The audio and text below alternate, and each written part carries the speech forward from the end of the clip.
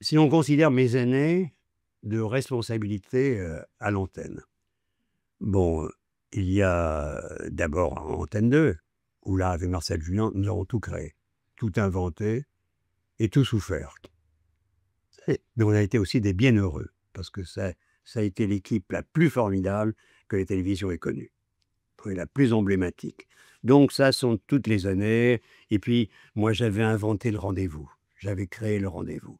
Le mardi, c'était les dossiers de l'écran, le jeudi, c'était le grand échiquier, le vendredi, c'était Apostrophe, le samedi, c'était Champs-Élysées.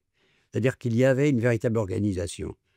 Aujourd'hui, ça n'est plus du tout la même chose, on passe d'une émission à l'autre, vraiment, il y a quand même quelques grands rendez-vous comme Les Racines et les Ailes, Ce soir ou jamais, Thalassa. Donc il y avait tout un monde et ça, par exemple, Thalassa, tout ça, ça existait.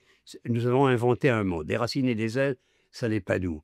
Mais pour le reste, il y avait, les mêmes gourmandises. Par exemple, sur France 3, j'ai inventé un livre un jour que j'ai confié à Olivier Barrault et j'ai mis à l'antenne, à la grande heure, aux grandes heures, c'est-à-dire à 20h30, 2 émissions qui, je l'avoue, n'ont pas été créées par moi.